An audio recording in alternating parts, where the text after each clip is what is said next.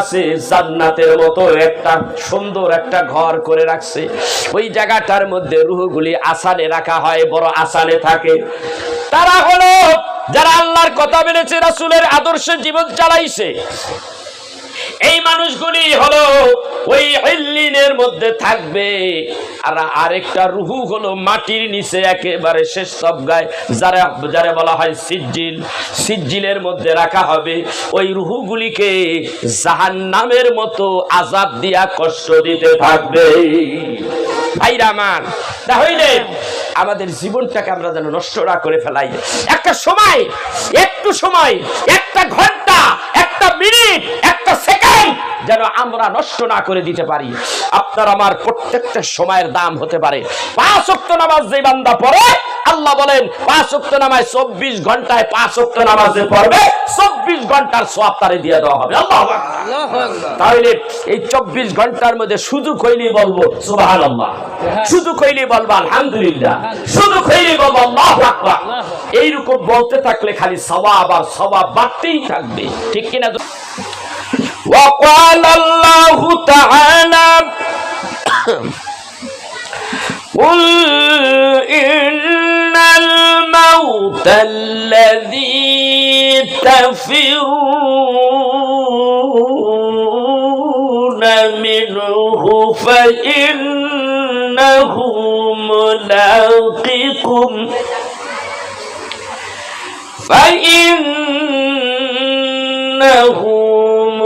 ملاقيكم ثم تردون إلى عالم الغيب والشهادة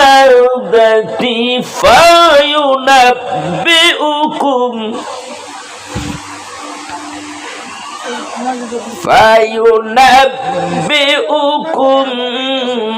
بما كنتم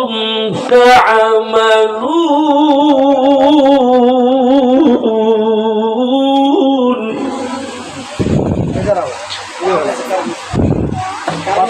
فينبئكم بما كنتم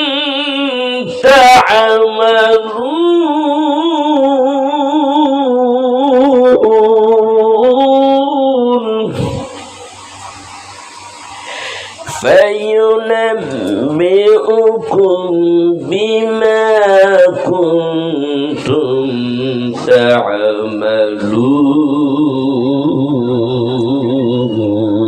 تعملون صدق الله العظيم وقال الله تعالى إن الله وملائكته يصلون على النبي يا أيها الذين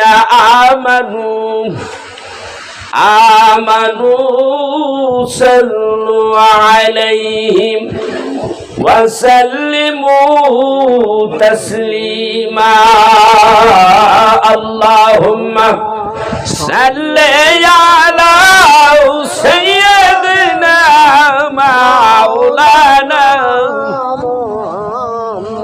وعلى آل سيدنا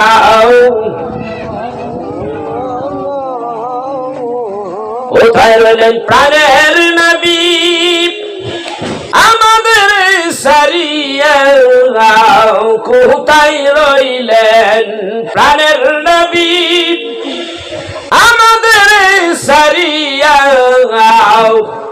আপনি সারা কি লাভ হবে আমরা ধরাই বাঁচিয়া। আল্লাহুম্মা সাল্লি سيدنا مولانا وعلى آل سيدنا আপনি আল্লাহর প্রিয় রাসূল হাবিব সেই মহান আল্লাহর, আপনি আল্লাহর প্রিয় রাসূল। হাবিব সেই মহান আল্লাহর, আপনারই মতো আসমান ভ্রমণ করে নাই কোনো পয়গম্বর। আল্লাহুম্মা সাল্লি সাইয়্যিদিনা মাওলানা ওয়া আলা আলি সাইয়্যিদিনা। আমার নূর নবীজি নায়া আসিলে আল্লাহকে কেউ চিনতাম না। আমার দয়াল নবীজি নায়া আসিলে আল্লাহকে কেউ চিনতাম না। নবী হলেন আল্লাহর সাক্ষী, মা কোরআনের ঘোষণা। আল্লাহুম্মা সাল্লি মাওলানা মুহাম্মদ ওয়া আলা আলিহি সাইয়্যিদিনা। ডানে মাটি বামে এই মাটি, এই মাটি হবে বিছানা। ডানে মাটি বামে এই মাটি, এই মাটি হবে বিছানা। অন্ধকার কবরে পাবে নূর নবীজির ঠিকানা। আল্লাহুম্মা সাল্লি সাইয়্যিদিনা মাওলানা ওয়া আলা আলি সাইয়্যিদিনা। বালাগাল উলা বিকামালিহি কাশাফাদ দুজা বিজামালিহি হাসনাত জামিউ খিসালিহি সাল্লু আলাইহি ওয়া আলিহি। লা ইলাহা ইল্লাল্লাহ, লা ইলাহা ইল্লাল্লাহ, লা ইলাহা ইল্লাল্লাহ, লা ইলাহা ইলাহা। যাহার সেই মরণের ভয় কান্দাই সৌদাই নিরালাই। হায় হায় যাহার সেই মরণের ভয় কান্দাই সৌদাই নিরালাই। আহার নিদ্রাম কিছুই ভালো লাগে না, ভালো লাগে ইল্লাল্লাহ, লা ইলাহা ইল্লাল্লাহ, লা ইলাহা ইল্লাল্লাহ, লা ইলাহা ইল্লাল্লাহ, লা ইলাহা। আল্লাহ ফরমান কুদসিতে আমার বন্ধুর সৃষ্টি না হইলে, আল্লাহ ফরমান কুদসিতে আমার বন্ধুর সৃষ্টি না হইলে, আসমান জমিন লৌহ কলম কিছুই সৃষ্টি করতাম না। লা ইলাহা জোরে জোরে লা ইলাহা ইল্লাল্লাহ, লা ইলাহা ইলাহা ইল্লাল্লাহ। ওহলি আউলিয়া ছিলেন যারা আল্লাহর জিকির করতেন তাহারা, আল্লাহর বন্ধু ছিলেন যারা আল্লাহর জিকির করতেন তাহারা। এই জিকির করলে বেশি কলব হবে উজালা।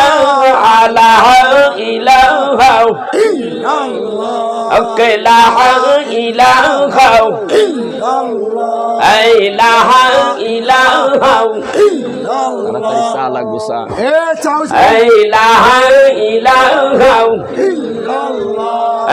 লা ইলাহা ইলাহা আসিয়াই কয় ও গো স্বামী আমি তোমার অর্ধাঙ্গিনী আসিয়াই কয় ও গো স্বামী আমি তোমার অর্ধাঙ্গিনী তোমার আমার সৃষ্টিকর্তা তারে কেন মানো না লা ইলাহা হক লা ইলাহা লা ইলাহা লা ইলাহা ইল্লাল্লাহ মুহাম্মাদুর রাসূলুল্লাহ সাল্লাল্লাহু আলাইহি ওয়াসাল্লাম। মহান আল্লাহ রাব্বুল আলামিনের দরবারে শুকরিয়া আদায় করি যে আল্লাহ তাবারক ওয়া তাআলা আমাদেরকে একটি ইমানি নুরানি জলসায় বসার সুযোগ করে দিয়েছেন। সেই জন্য আল্লাহর দরবারে শুকরিয়া আদায় করে আলহামদুলিল্লাহ। আলহামদুলিল্লাহ। আমার ভাইরা,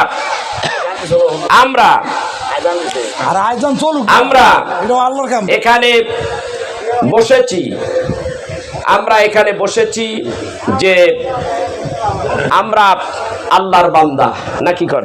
আলহামদুলিল্লাহ। আমরা আল্লাহর বান্দা না? ইয়েস। আমরা আলাদা করে আমরা নামাজ আদায় করব। এমনি তো মাহফিলে লোক খুঁজে পাওয়া যায় না, একবার উঠে গেলে আর পাওয়া যাবে না, মাহফিলে লোক হয় না। এই জন্য যতগুলি লোক বসছি আমরা সবাই কিছু আলোচনা শুনে নামাজ পড়বো, নামাজ পড়ে মোনাজাত হবে, ইনশাল্লাহ বিদায় হব নাকি কন? ইনশাল্লাহ। আমরা সবাইকে মাইক আছে নাকি? না না, তার সমস্যা নেই। আমরা এখানে যারা বসেছি প্রত্যেকটা মানুষের মৃত্যুবরণ করতে হবে, ঠিক কিনা? আমি আলোচনাটা বাইটি বাই আস্তে আস্তে ধীরে ধীরে কিছু কিছু আলোচনা সামনের দিকে নিয়ে যাব। আর যারা আমরা আছি ছেলেরা এখানে চুপচাপ করে বসে পড়ি। আজকে আমি এখানে এসেছি, যিনি এই পৃথিবীর থেকে চলে গেছেন, আমার অনেক অনেক ভালোবাসতেন, উনি আমাকে অনেক ভালোবাসতেন। আজকেও আমি দেখি আমার ওই গলি দিয়ে উনি লাঠি ভর করে হাঁটতেছে, আমি দেখছি নিজে। তো আল্লাহ তারে বেহেশত নসিব করুক। আমরা প্রত্যেকটা মানুষ, আমরা তো মানুষ, আমরা তো জীব, আমরা জানোয়ার নই, আমরা মানুষ। আমরা কি মানুষ? আমরা মানুষ। মানুষ মাত্র মানুষের ভুল আছে না নাই? সংশোধনের ব্যবস্থাও আল্লাহ রেখেছে কিনা? আল্লাহর বান্দা যখন অন্যায় করে, অপরাধ করে, যদি সে ফিরে আসতে চায় অন্যায় অত্যাচার অন্যায় এবং অপরাধ থেকে যদি সে ফিরে আসতে চায়, আল্লাহর হাবিব বলে ফিরে আসতে যদি চায় তাহলে পিছনের গুনার মাফের একটা ফয়সালা ইসলাম তাকে দিয়েছে, দিছে না? কি করতে হবে? সেই ব্যক্তি তওবা করতে হবে। সে তওবা করবে, তওবার মাধ্যমে আল্লাহ তাআলা তাকে মাফ করে দিতে পারে, পারে কিনা? আল্লাহ বলেন আল্লাহর বান্দা যখন গুনাহ করে, গুনাহ করেই আল্লাহর বান্দা আল্লাহর কাছে হাত তুলে যখন বলে আল্লাহ তাআলা আমি অপরাধ করেছি, আমার দ্বারা ভুল হয়েছে, আমি আপনার হুকুম আহকাম সঠিক মতো মানতে পারি নাই, আমি পুনরায় পরিপূর্ণভাবে ইসলামে প্রবেশ করতে চাই, আমার পিছনের গুনাহগুলো যেন আল্লাহ মাফ করে দেয়, সেই রকম কোন প্রসেস আছে কিনা? সেই প্রসেসটা কি? আপনি আল্লাহর দরবারে হাত তুলে চোখের পানি ফেলে তাওবা করুন। আল্লাহ বলেন ইন্নাল্লাহা, আল্লাহ বলেন যে আমি আল্লাহ, ইন্নাল্লাহা গাফুরুর রহিম, যে তওবা করে, আস্তাগফিরুল্লাহ ইন্নাল্লাহা গাফুরুর রহিম। আল্লাহর বান্দা যখন তওবা করে আমার আল্লাহ বলে আমি তারে মাফ করে দিই। তওবাকারী তওবা ইন্নাহু কানা তাওয়াবা, আল্লাহ তাআলা বলেন তওবা করলেই আল্লাহ নিশ্চয়ই আল্লাহ তার তওবা কবুল করবে। কিন্তু খেয়াল করতে হবে আমার দ্বারা যেন ওইরকম অপরাধ যেন আর না হয় যেই অপরাধের জন্য আজকে আমি অনুতপ্ত হয়েছি। ভাইয়েরা আমার, আল্লাহ রাব্বুল আলামিন এই পৃথিবীর মধ্যে আপনাকে আমাকে সৃষ্টি করেছেন, আমি আর আপনি মানুষ। এই পৃথিবীর থেকে একদিন আমাদের চলে যেতে হবে। এই পৃথিবীতে থাকা যাবে না, থাকার জায়গা নাই। এই পৃথিবী ছেড়ে আপনার বাবা গেছে, আমার বাবা আপনার দাদা দাদি তার পূর্বপুরুষেরা একটা একটা করে বিদায় হয়ে গেছে। আরো কত মানুষ দুনিয়াতে বিদায় হয়। প্রতিদিনই তো জানাজা হয়, জানাজার আগে মাইকিং করে জানিয়ে দেওয়া হয় অমুক এলাকার অমুক ব্যক্তি দুনিয়াতে বিদায় হয়ে গেছে, জোহর বাদ জোহর তার জানাজা অনুষ্ঠিত হবে, আপনারা সবাই আমন্ত্রিত অথবা আপনারা সবাই হাজির হয়ে মাইয়েতের জানাজায় হাজির হয়ে অসীম সওয়াবের ভাগী হন। এরকম ভাবে মাইকিং করা হয়। তাইলে বোঝা যায় এই পৃথিবীতে কেউ থাকতে পারে নাই, আমরাও থাকতে পারবো না। এই পৃথিবীতে যারা জুলুম করেছে, জুলুমকে করেছে, ফেরাউন করেছে, নমরুদ করেছে, আমান করেছে, এই জাতীয় বড় বড় গুনাহগার পাপিষ্ঠ এই মানুষগুলি বয়স পাইছে, হায়াত পাইছে কয়েকশো বছর, তারপরও তো এই পৃথিবীতে থাকতে পারে নাই, পৃথিবী ছেড়ে চলে যেতে হয়েছে। আর যারা মুমিন বান্দা তারাও তো পৃথিবীর থেকে চলে গেছে। কাফের মুশরিক পাপিষ্ঠ ব্যক্তি যারা, তাদের চলে যেতে হয়েছে, তাদের চলে যেতে হয়েছে অপমানিত, লাঞ্ছনা গঞ্চনা নিয়াম এই পৃথিবীর থেকে তাদের চলে যেতে হয়েছে। আর যারা রয়েছেন, যারা আল্লাহর মাহবুব বান্দা, মুমিন বান্দা, এই মানুষগুলি চলে গিয়েছে সম্মানের সাথে, ঠিক না বেঠিক? মানুষদের জন্য দোয়া হয়।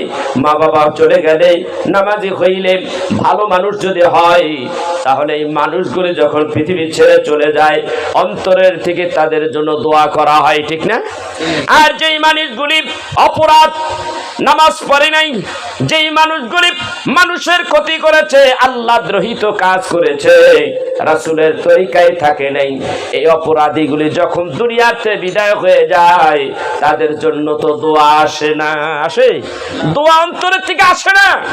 সেই জন্যে এমন জীবন করবে কঠোর, মরিতে হাসিবে কাঁদিবে ভুবন।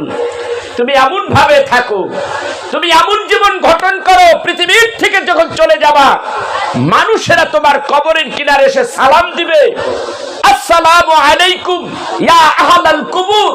আত্মার থেকে দোয়া করবে, কোরআন থেকে তেলাওয়াত করবে, কিছু সূরা পড়বে, তাওবা পড়বে, দুরূদ শরীফ পড়বে, মিলাদ কিয়াম করবে, তারপরে তোমার রূহের মধ্যে তা বকশিয়ে দেবে, ঠিক কি না? সেই জন্য আল্লাহর বান্দারা নামাজ পড়বে। আমার ভাই মাওলানা সাহেব আলোচনা করেছে অত্যন্ত গুরুত্বপূর্ণ। আমি তাকে ফ্লোর দিতে চাইছিলাম 10 মিনিট। 10 মিনিট কথা বলেন আপনি। আমি তাকে ফ্লোর দিয়েছিলাম 10 মিনিট, কিন্তু আমি তাকে সময় বাড়িয়ে দিয়েছি। অত্যন্ত চমৎকার কোরআন সুন্নাহ ভিত্তিক আলোচনা হয়েছে, যা আমি অত্যন্ত মনোযোগ সহকারে শুনেছি। আমার এই ভাই বলেছে মৃত্যু হবেই হবে, মৃত্যুর থেকে কোনোদিন আমরা পালাইতে পারবো না। পারবো? মৃত্যুর থেকে পালাইতে পারবো না। আল্লাহ তাবারক ওয়া তাআলা সূরা জুমআ, আজকে পবিত্র জুমার নামাজ আদায় করেছি। এই জুমার নামাজের এই জুমার নামাজ উপলক্ষে একটা সূরা আল্লাহ নাযিল করেছে, তার নাম কি? পবিত্র জুমা, সূরাতুল জুমআ। আল্লাহ তাআলা কোরআনুল কারীমে সূরা জুমার 7 নম্বর আয়াতে বলেন, কুল ইন্নাল মাউতাল্লাযী তাফিরুনা মিনহু ফাইন্নাহু মুলাকিকুম সুম্মা তুরাদ্দুনা ইলা আলিমিল গায়বি ওয়াশ শাহাদাতি ফায়ুনাব্বিউকুম বিমা কুনতুম তা'মালুন।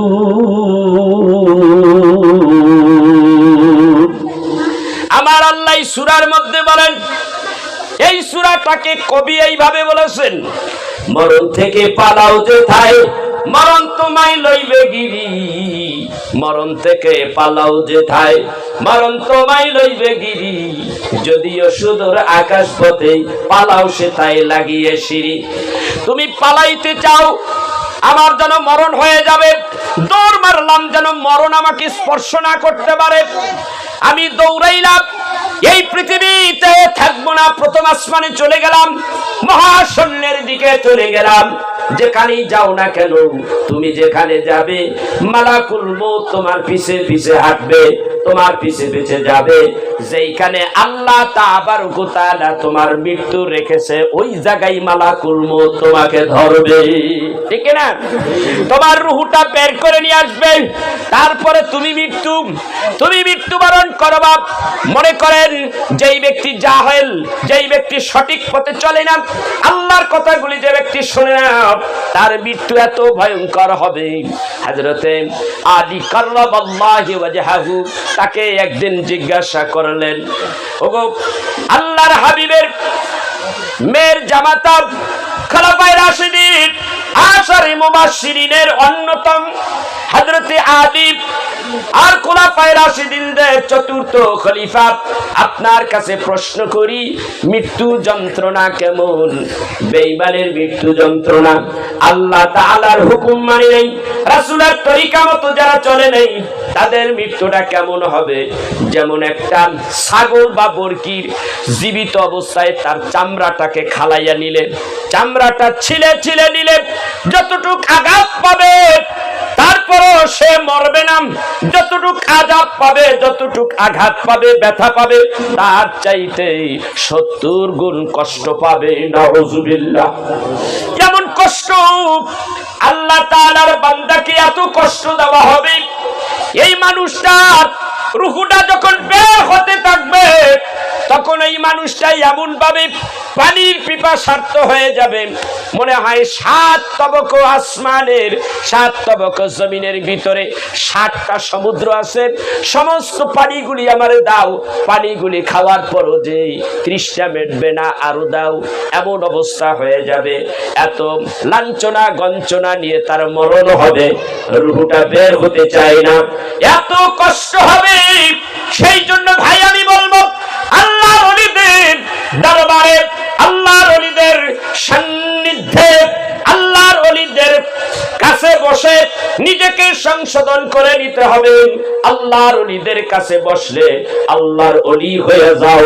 আল্লাহর ওলি যখন হয়ে যাবা, ওলি মানে বন্ধু, আল্লাহর বন্ধু যখন হয়ে যাবা, তখন তুমি আল্লাহর দোস্ত হয়ে যাবা, আল্লাহর বন্ধু হয়ে যাবা। তখন তোমার মরণটা কেমন হবে? নবীজি আমার বলেন, একটা ছোট্ট বাচ্চা ক্ষুধার যন্ত্রণায় চিৎকার করতেছে আর চিৎকার পারে, কান্না করতে আছে, ওয়া ওয়া বলে চিৎকার পারে। মা দৌড়াইয়া এসে সন্তানটাকে কোলে নেয়, দুধের বোঁটাটা তার মুখের মধ্যে ঢুকিয়ে দেয়। দুধ পান করতে করতে এই বাচ্চাটা এক সময় আস্তে করে ঘুমের কোলে ডলে পড়ে। মুমিন বান্দা, তোমার রূহটা যখন কবজ করা হবে, এত আসানে তোমার রূহটা কবজ করা হবে, মুমিন বান্দার মওতটা ঠিক ওইরকম হবে যেরকম বাচ্চা শিশু মায়ের দুধ পান করতে করতে ঘুমের কোলে ঢলে পড়ে। আল্লাহর মুমিন বান্দার রূহ কবজ করার সময় ওই অবস্থা হয়ে যাবে। ভাইরা আমার, একটুখানি খেয়াল করলেই জীবনটা সুন্দর হয়ে যাবে। আপনি কি ভাবছেন আল্লাহ তাআলা আপনাকে সৃষ্টি করেছে এমনি এমনি সৃষ্টি করছে? আপনাকে আল্লাহ এমনি এমনি সৃষ্টি করে নাই। আল্লাহ তাআলার অবশ্যই আপনাকে সৃষ্টির পিছে একটা রহস্য রয়েছে। অবশ্যই আল্লাহ তাআলা আপনাকে সৃষ্টি করেছেন, আল্লাহ তাআলা একটা কারণ তো অবশ্যই রাখছেন। সেই কারণটা কোরআনুল কারীম থেকে আল্লাহ তাআলা ডিটেইলস বলে দিয়েছেন। আমার ভাইরা, কোরআন তেলাওয়াত করতে হবে। আমার দ্বীন ইসলাম বলল, হুজুর একটু কোরআন তেলাওয়াতের জন্য আলাদাভাবে একটা হুজুর আইলেন, তাহলে মনে হয় কোরআন তেলাওয়াত করতে হবে। তাহলে কোরআনটা তারা ভালোবাসে, আমরা সবাই ভালোবাসি। আবার দেখা গেল এখানে আসার পরে একটা কোরআনুল কারীম একজি কোরআন আমার সামনে রাখা হলো। আমি ভাইকে বললাম একটু তেলাওয়াত করেন, কোরআন শরীফ থেকে তেলাওয়াত করলো। আর এই কোরআনের মধ্যেই আল্লাহ তাআলা ঘোষণা করে দিয়েছে পৃথিবীর মধ্যে শ্রেষ্ঠ নিয়ামত পবিত্র কোরআনুল কারীম। এই কোরআনুল কারীম পৃথিবীতে দুনিয়ায় যখন আসছে, মানব জাতিকে হেদায়েতের জন্য এই কোরআন এসেছে। ঠিক কিনা জোরে কোন? আল্লাহ তাআলার বান্দা, এই কোরআনকে যখন একটু কোরআন সম্পর্কে বলি, আল্লাহ তাআলা এই কোরআন নাজিল করেছেন, আল্লাহর বান্দারা কোরআনুল কারীম তেলাওয়াত করবে, বড় বড় মোটা মোটা বই লেখেন অনেক বান্দারা, অনেক দার্শনিক আছে, অনেক আলেম ওলামা আছে, বড় বড় বই পুস্তক কিতাব আদি তৈরি করে লেখে মার্কেটে ছেড়ে দেয়। প্রথমেই লেখা থাকে, আমার এই বই লিখতে যাইয়া আমার এই বইয়ের মধ্যে কোন জায়গায় ভুল থাকতে পারে, যদি কারো দৃষ্টিগোচর হয় তাহলে আমাকে জানিয়ে দিবেন, পরবর্তী সংস্করণে আমি তার সমাধান করে দেব। ঠিক না? তাইলে সে লেখলো, ভুলের মাধ্যমে তার ভুল হতেই পারে, এই কিতাবের মধ্যে ভুল থাকতে পারে। আল্লাহ তাআলা এমন একটা কিতাব আমাদেরকে দান করলেন, যে কিতাবের অবস্থা কেমন। মানুষ কিতাব লেখে ভুল অক্ষমতা দিয়ে, কিতাব যখন শুরু করে পৃষ্ঠা উল্টাইলে অক্ষমতা পাওয়া যায়। আর আল্লাহর কিতাব আল্লাহ আমাদেরকে দিয়ে দিলেন, আল্লাহ তাআলা প্রথমেই তিনি প্রশংসা শুরু করে দিলেন, এই কোরআনের প্রশংসা শুরু করে দিলেন। আল্লাহ তাআলা প্রথমেই লিখে দিলেন যে আলহামদুলিল্লাহি রাব্বিল আলামিন। আমার সাথে বলেন, আলহামদুলিল্লাহি রাব্বিল আলামিন আর রহমানির রহিম মালিকি ইয়াউমিদ্দিন ইয়্যাকা না'বুদু ওয়া ইয়্যাকা নাস্তাঈন ইহদিনাস সিরাতাল মুস্তাকিম। আল্লাহ কত সুন্দরভাবে প্রথমেই তিনি প্রশংসা করলেন, যাবতীয় প্রশংসা, সমস্ত প্রশংসা, সবটুকু একটুও বাকি নাই, সবটুকু প্রশংসা আমি আল্লাহর জন্য। আল্লাহু আকবার বলেন। আল্লাহ তাআলা গ্রন্থ যখন গ্রন্থটা দুনিয়ায় পাঠাইলেন, পৃষ্ঠা উল্টাইলে পাওয়া যায় আলহামদুলিল্লাহি রাব্বিল আলামিন, প্রশংসা শুরু হয়ে গেল। গ্রন্থকারের গ্রন্থের মধ্যে প্রশংসা শুরু হয়ে গেল। এরপরে বলবেন এই কিতাবের মধ্যে কোনো ভুল আছে কিনা। আল্লাহ তাআলা ঘোষণা করে দিলেন পরের সূরা, সূরা বাকারার মধ্যে, বিসমিল্লাহির রহমানির রহিম, আলিফ লাম মিম যালিকাল কিতাবু লা রাইবা ফীহি হুদাল লিল মুত্তাকিন। আল্লাহু আকবার। আল্লাহ তাআলা ঘোষণা করলেন লা রাইবা ফী, এটা সেই কিতাব, যালিকাল কিতাব, এটা সেই কিতাব, লা রাইবা ফী, নো ডাউট, কোন ডাউট নাই, এক যারা পরিমাণ মিথ্যার অবকাশ নাই। তাই এই কিতাব যদি আমি পড়ি, এই কিতাবকে যদি আমি আঁকড়িয়ে ধরি, তাহলে আমার লাভটা কি? হুদাল লিল মুত্তাকিন। এই কিতাব যে অনুসরণ করবে তারই হিদায়াত দিয়ে দিবে। আল্লাহু আকবার। এরপরে অন্যত্র আল্লাহ তাআলা ঘোষণা করেন, ওয়া আলাল্লাহি কাসদুস সাবিলি ওয়া মিনহা জাইরুন ওয়া লাউ শাআল হাদাকুম আজমাঈন। এই কিতাবকে যে ব্যক্তি আঁকড়িয়ে ধরবে, নিশ্চয়ই অবশ্যই আমি আল্লাহ তাআলা মানব জাতিকে হিদায়াত দেই। কেউ যদি আমার দিকে গিয়ে আসে, আমি একমাত্র হিদায়াত তারে দিয়ে দেই। হিদায়াতের মালিক আমি আল্লাহ। জোরে বলেন কে? হিদায়াতের মালিক আল্লাহ। আল্লাহ তাআলা বলেন আবার আরেক জায়গায়, কি বলেন? এই কিতাবকে যে আঁকড়িয়ে ধরতে পারে, তার আবার আল্লাহ তাআলা আরেক জায়গায় ঘোষণা করেন, ফামান তাবিআ হুদায়া ফালা খাউফুন আলাইহিম ওয়া লা হুম ইয়াহজানুন। আল্লাহ তাআলা ঘোষণা করলেন, যেই ব্যক্তি এই কিতাবকে অনুসরণ করবে, ধরে রাখবেন, আমি আল্লাহ তার হিদায়াত দিয়ে দেব। আল্লাহু আকবার। এরপরে এই মানুষটা হেদায়েত পাবে। এরপরে এই দুনিয়ায় যতদিন থাকবে তার অবস্থা কি হবে? আর এই দুনিয়া ছেড়ে যখন চলে যাবে তার অবস্থা কি হবে? এই মানুষটা দেরি তো একটু হয়েছে, নামাজ হবে ইনশাআল্লাহ। আমার ভাইরা, তাইলে বুঝতে হবে, আমি ঘোষণা দিয়ে দিছি তো, আমার ভাইরা তাইলে বুঝতে হবে আল্লাহ তাআলা বলেন কি ফামান তাবিআ হুদায়া ফালা খাউফুন আলাইহিম ওয়ালা হুম ইয়াহজানুন। আল্লাহ বলেন এই কোরআনকে যেই ব্যক্তি এই কোরআনের অনুসরণ করবে, এই কোরআনকে যেই ব্যক্তি ধরে রাখবে, যেই ব্যক্তি ধরে রাখবে তার অবস্থা কেমন হবে? কোরআন তাকে হেদায়েত দিয়ে দিবে। আর হেদায়েত প্রাপ্ত ব্যক্তিদের দুনিয়া ও আখিরাতে কোনো ভয় নাই, লা খাউফুন, তার কোনো ভয় নেই, ওয়ালা হুম ইয়াহজানুন, তার কোনো চিন্তাও নাই। এই সেই কিতাব, অথচ এই কোরআনের মধ্যেই আল্লাহ তাআলা ঘোষণা করে দিলেন বান্দারে এই দুনিয়ায় পৃথিবীতে আমরা কেউ থাকতে পারবো না, কেউ থাকতে পারবে না। এই পৃথিবী সব ধ্বংস করবে, মানব জাতীয় ধ্বংস হয়ে যাবে, মানুষেরাও সব ধ্বংস হয়ে যাবে, কিচ্ছুই থাকবে না। সূরা আর রহমানের মধ্যে আল্লাহ তাআলা এইভাবে ঘোষণা করলেন من عليها فان ويبقى وجه ربك ذو الجلال والإكرام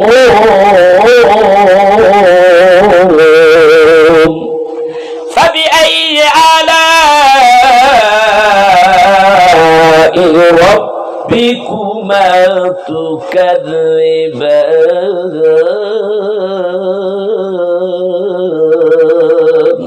আল্লাহ বলেন কুল্লু মান আলাইহা ফান, সব জমিন থাকবে না, জমিনের উপরে পাহাড় পর্বত নদী নালা কিছুই থাকবে না, আকাশের কিছুই থাকবে না, সবগুলি ধ্বংস হয়ে যাবে, মানব জাতীয় থাকবে না, সব ধ্বংস হয়ে যাবে। একটা একটা করিয়া আজরাইল আলাইহিস সালাতু ওয়াস সালাম সব ধ্বংস করে ফেলবে। এরপরে আজরাইলকে জিজ্ঞাসা করবে আল্লাহ তাআলা, হে আজরাইল তুমি বলো পৃথিবীতে আর কেউ বেঁচে আছে নাকি?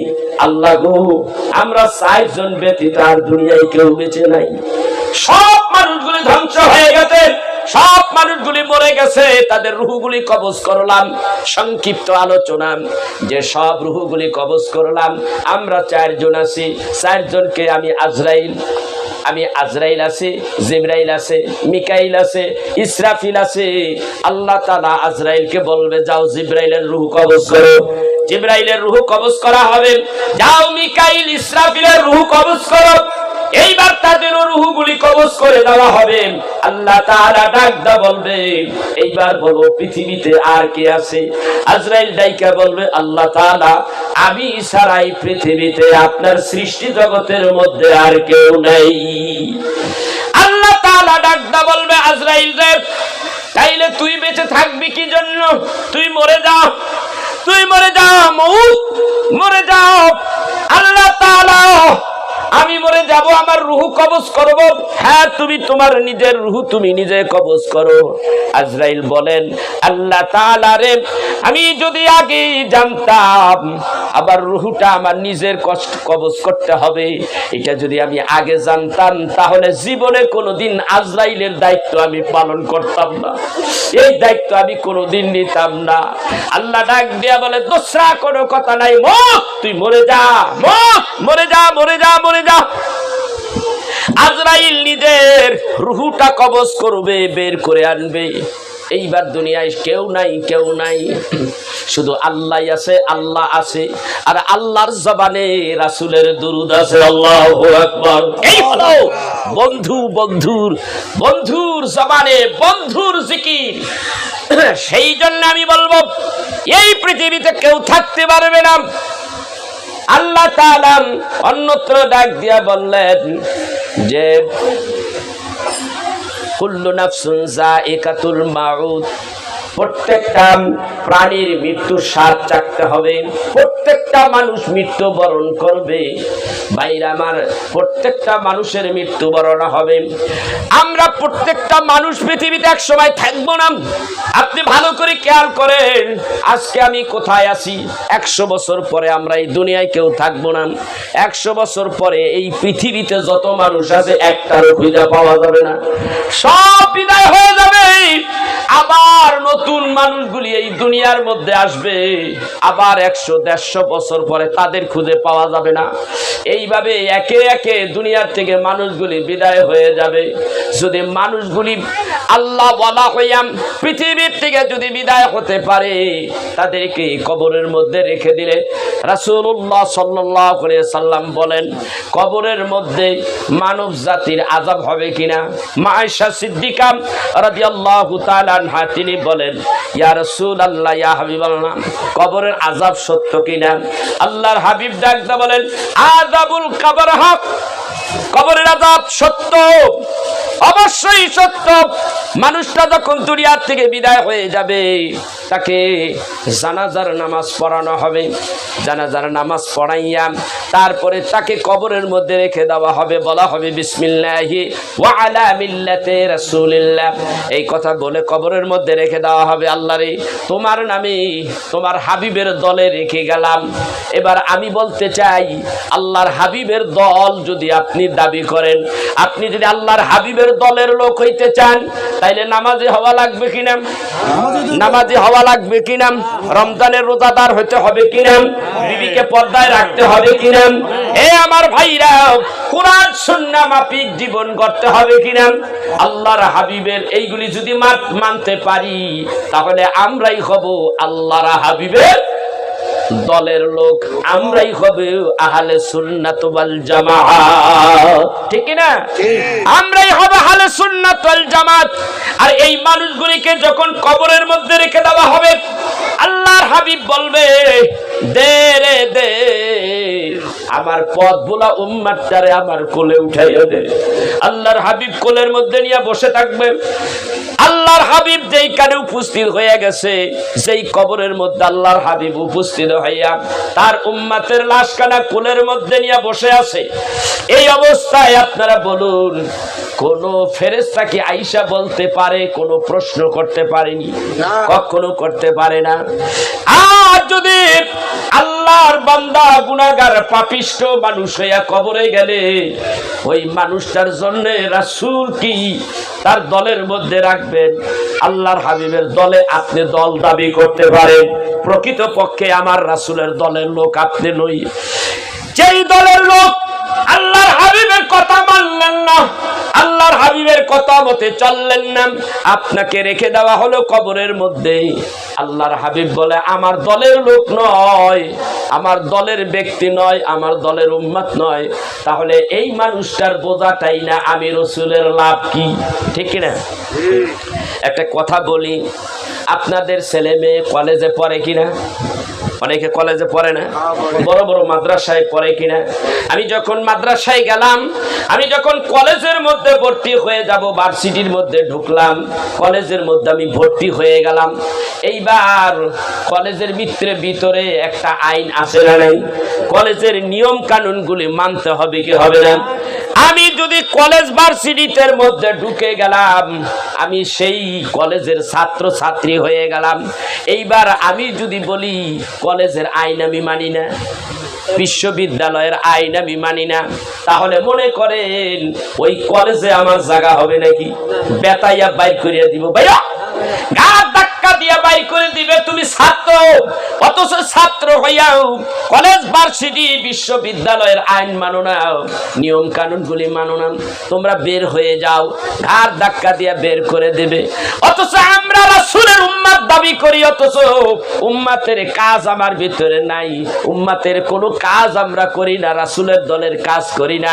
রাসূলের এমন কি ঠেকা পড়ছে আপনারে উম্মত বলে গ্রহণ করবে? কি দরকার এই পচা গান্দা লাশ কবরের মধ্যে আমি গ্রহণ করব কেন? কোনো দরকার নাই, কারণ এটা আমার বিধান মানে নাই। আমার ইসলামটা হলো বিশ্ববিদ্যালয়, ইসলামের ভিতরে কলেমা পড়ে মুসলমান হলা, লা ইলাহা ইল্লাল্লাহু মুহাম্মাদুর রাসূলুল্লাহ সাল্লাল্লাহু আলাইহি সাল্লাম, এই কলেমা পড়িয়া ইসলাম মহাবিশ্ববিদ্যালয়ের মধ্যে তুমি ভর্তি হইলা, ভর্তি হওয়ার পরে তুমি ইসলামের নিয়ম কানুনই মানো না। আমার হাবিবুল্লাহ নবী বলেন, ওরে তাই না, ওই পচা গান্দা ওই লাশ বহন কইরা আমার লাভটা কি? এর জিম্মাদার আমি রাসূল নই। সেই জন্য ভাইরা আমার, আরো খেলা হবে কবরের মধ্যে, আরো খেলা হয়ে যাবে। কবরের মধ্যে তিনটা প্রশ্ন হবে। কয়টা প্রশ্ন? তিনটা প্রশ্ন করা হবে। হাদিস শরীফের মধ্যে আসে, বুখারীর বর্ণনায় আসছে, একটা প্রশ্ন করা হবে। কি বলা হবে? মাহাজার রাজুল, এই ব্যক্তিটারে চেননি? এই যে তোমার সামনে ব্যক্তিটা কি? এই ব্যক্তিটা হইল মুহাম্মাদুর রাসূলুল্লাহ সাল্লাল্লাহু আলাইহি ওয়াসাল্লাম। আল্লাহর হাবিবকে কবরের মধ্যে ওই ব্যক্তি চিনবে যেই ব্যক্তি রাসূলের উম্মত, যেই ব্যক্তি রাসূলের হুকুম মেনেছে, রাসূলের মিল্লাতে রয়েছে, রাসূলের বিশ্ববিদ্যালয়ে যে ব্যক্তি ঢুকিয়া ভর্তি হইয়া বিশ্ববিদ্যালয়ের নিয়ম কানুন মেনেছে, রাসূলের আদর্শে নিজেকে পরিচালিত করছে, রাসূলের তরিকায় যে ব্যক্তি নিজের জীবন পরিচালিত করেছে, নবীজির সামনে রাসূলকে যখন হাজির করা হবে, আল্লাহর হাবিবকে দেখে আশেকে রাসূল চিনে ফেলবে। চিনি গো, হাদা মুহাম্মাদুর রাসূলুল্লাহ সাল্লাল্লাহু আলাইহি ওয়াসাল্লাম, এই তো আমার সেই প্রাণের নবী, প্রাণের আকা। আল্লাহ তাআলা ডাকদা বলবে, বান্দারে এইটা আমার রাসূলকে চিনেছে, আর কোনো দোসরা কোনো কথা নাই। এই মানুষটার যেন কোনো সমস্যা না হয়, এই মানুষটার যেন কবরের মধ্যে কোনো সমস্যা না হয়। এই মানুষটারে বলবেন নাউম, ঘুমাও, কান্নাউমুল উরস, এমন ভাবে ঘুমাও যেমন প্রথম দিন আপনি যখন বিবাহ করেছিলেন, বাসর ঘরের মধ্যে যখন নতুন দুলহান হয়ে গেছেন, নতুন জামাই হয়ে গেছেন। আল্লাহর হাবিব বলেন ওই ব্যক্তি আল্লাহর কাছে নতুন জামাইয়ের মতো কবরে থাকবে। যেই ব্যক্তি রাসূলকে চিনবে ওই ব্যক্তি দুলহান হবে। দুলহান হইয়া আল্লাহর রাসূল বলেন নাউম, ঘুমাইয়া যাও, নাউমুল উরস, নতুন জামাইয়ের মতো কবরের মধ্যে ঘুমাইয়া যাও। সুবহানাল্লাহ। এরপরে আল্লাহ তাআলার রাসূল বলেন কবরটাকে আল্লাহ প্রশস্ত করে দেওয়া হবে। ডান দিকের মাটি 70 গজ দূরে চলে যাবে, বাম দিকের মাটি এগুলো 70 গজ দূরে চলে যাবে। পায়ের কাছ থেকে এইরকম চোখের নজর যত দূর যায় তত দূর পর্যন্ত জায়গা খালি হয়ে যাবে। আল্লাহ বলবেন এইটার ভিতরে নূরের আলো জ্বালাইয়া দাও, আর জান্নাত এই কবরটারে এমন ভাবে সুরঙ্গ করিয়া জান্নাতের সাথে এই সুরঙ্গটা লাগাইয়া দাও। জান্নাতের ভিতর থেকে ফরাশ বিছাইয়া দাও তার পিঠের নিচ দিয়া, এবং জান্নাতের যত হিমু বায়ু আছে, ঠান্ডা বায়ু, আরামদায়ক বায়ু জান্নাতের মধ্যে সাপ্লাই দেওয়া শুরু করে দেবে। জান্নাতের অনেক ফ্যাসিলিটি কবরের মধ্যে দিয়া দেওয়া হবে। আল্লাহু আকবার। এইভাবে মুমিন বান্দার অবস্থা। আর কমিন যেই মানুষটা রাসূলের মিল্লাতে ছিল না, দলে ছিল না, রাসূলের হুকুম হাকাম মানে নেই, আল্লাহর হুকুম হাকাম মানে নেই, এমন অবস্থায় কবরে যাবে, তাকেও কাফন দেওয়া হবে, তার জানাজা পড়া হবে, কাফন দাফন করে কবরের মধ্যে রেখে দেওয়া হবে। বলা হবে কি বিসমিল্লাহি ওয়া আলা বিল্লাতি রাসূলিল্লাহ, আপনার দাবি মিল্লাতের রাসূল, আসলে সেই মানুষটা রাসূলের মিল্লাতে কোনো কাজ করে নাই। আল্লাহর হাবিবকে বলা হবে যে এই রাসূলকে চিনোনি? সেই ব্যক্তি বলে আমি চিনি না, লা আদরি, আমি চিনি না। কেন সে চিনবে না? সেই ব্যক্তি আল্লাহর রাসূলের মিল্লাতের কেউ নাই, ওই দলের কেউ নাই, আল্লাহর রাসূলের কথা হুকুম আহকাম মানে নাই, বিশ্ববিদ্যালয়ে ভর্তি হয়েছে, আইন কানুন মানে নাই, সেই জন্য রাসূলকে চিনবে না। সে বলবে লা আদরি, লা আদরি, চিনি না, তবে জানতে পেরেছিলাম, শুনতে পেরেছিলাম যে কবরের মধ্যে আল্লাহর হাবিবকে দেখানো হবে। মনে হয় সেই ব্যক্তি, এই মনে হয়, অথবা চিনবে না, যার কারণে আল্লাহ রাব্বুল আলামিনের হাবিব বলে কবরের মাটি ওই পাপিষ্ঠকে গ্রাস করবে। ডান দিকের মাটি চেপে আসবে, বাম দিকের মাটিগুলো চেপে আসবে, আসার পরে এমন জোরে ঠাসা দেওয়া হবে, ডান দিকের পাজরের হাড্ডি, বাম দিকের পাজরের হাড্ডি এমন ভাবে ঢুকে পড়বে, একটা ঠাসা দেওয়ার সঙ্গে সঙ্গে মাটির সঙ্গে বিলীন করে দেওয়া হবে। ভাইরা আমার, সেই জন্যই দুনিয়ার মধ্যে যতদিন থাকবেন নামাজ ছাড়বেন না। রাজি আছি নাকি? জোরে বলেন, নামাজ কোনোদিন আর ছাড়বো না। এ ভাইরা, এই জীবন তো বেশি দিনের জীবন নয়। এই জীবনটা কখন, এই জীবন বাতি মনে হয় এই কিছুক্ষণের মধ্যে নিভা যাইতে পারে। কথা কন না কে? হায়াত কারো হাতে আছে নাকি? মৌত কখন হবে কেউ আমরা জানি না রে ভাই। ভাই, এই পৃথিবী ছেড়ে আমাদের চলেই যেতে হবে, থাকা যাবে না, এটা থাকার দেশ নয়। মাত্র 70-80 বছরের জিন্দেগি পাইয়া মানুষের ফাল কেমন রে বাবা। অথচ কবরের মধ্যে লক্ষ লক্ষ অন্ধকার, কবরের মধ্যে লক্ষ লক্ষ বছর থাকতে হবে। ওই চিন্তাও তো আমার আপনার করতে হবে বাবা। দুষ্ট ফাইজলামি করবেন না, হেলায় হেলায় জীবন নষ্ট করবেন না, বিপদগামী হবেন না, সঠিক পথে থাকেন। সঠিক পথে থাকলে আল্লাহ রহম করবে, আল্লাহ বরকত দেবে। হে ভাইরা, এই মানুষগুলি পৃথিবীর থেকে চলে যাবে। আল্লাহর হাবিবকে বলা হলো, ইয়া রাসূলুল্লাহ, ইয়া হাবিবাল্লাহ, মানুষগুলির রূহগুলিকে যখন কবজ করা হয়, এই রূহগুলি কোথায় যায়? আল্লাহর রাসূল ডাকদা বলে, রূহটা হলো দুই জায়গায় যায়। কয় জায়গায়? দুই জায়গায় রাখা হয়। একটা হলো ইল্লিন। ইল্লিন হলো আকাশের ঊর্ধ্ব জগতে এমন একটা জায়গা আছে, জান্নাতের মতো একটা সুন্দর একটা ঘর করে রাখছে। ওই জায়গাটার মধ্যে রূহগুলি আসানে রাখা হয়, বড় আসানে থাকে। তারা হলো যারা আল্লাহর কথা মেনেছে, রাসূলের আদর্শে জীবন চালাইছে। এই মানুষগুলি হলো ওই ইল্লিনের মধ্যে থাকবে। আর আরেকটা রূহ হলো মাটির নিচে একেবারে শেষ সবগায়, যারা বলা হয় সিজ্জিল। সিজ্জিলের মধ্যে রাখা হবে। ওই রূহগুলিকে জাহান্নামের মতো আযাব দিয়া কষ্ট দিতে থাকবে। ভাইরা আমার, তাহলে আমাদের জীবনটাকে আমরা যেন নষ্ট না করে ফেলাই।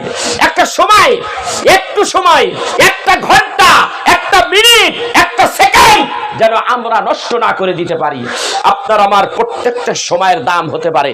5 ওয়াক্ত নামাজ যে বান্দা পড়ে, আল্লাহ বলেন 5 ওয়াক্ত নামাজ 24 ঘন্টায় 5 ওয়াক্ত নামাজে পড়বে, 24 ঘন্টার সওয়াব তারে দিয়ে দেওয়া হবে। আল্লাহু আকবার।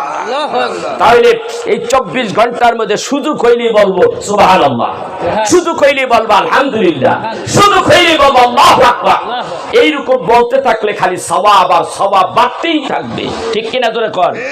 এইরকম ভাবে শুধু কইলে জিকির করব, শুধু কইলে ভালো কাজ দেখলে আলহামদুলিল্লাহ, মাশাআল্লাহ, সুবহানাল্লাহ, এই কথাগুলি বললে আল্লাহ নেকি দিয়া আপনার আমাকে ভরপুর করে দিবে। এই নেকিগুলি কোথায় যায়?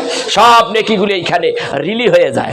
যেমন একটা মোবাইলের মধ্যে মেমোরি আসে, আপনি রেকর্ড করতে চাইলে প্রত্যেকটা কথাই রেকর্ড হয়ে যাবে। ঠিক কিনা? 1 ঘন্টা 2 ঘন্টা কথাগুলি রেকর্ড করলেন, প্রত্যেকটা কথা, দাড়ি কমা, কোথায় কতটা শব্দ ব্যবহার করলেন, কথাগুলি কি রেকর্ড হয়ে যায়। বান্দার সমস্ত কাজ, যত কাজ করে বান্দার সমস্ত কাজগুলি রেকর্ড হয়ে যায়। ঠিক কিনা ধরে বলেন? আল্লাহ সূরা ইনফিতরের মধ্যে এই কথা এইভাবে বলেন, কিরামান কাতিবিনা ইয়ালামুনা মা তাফআলুন।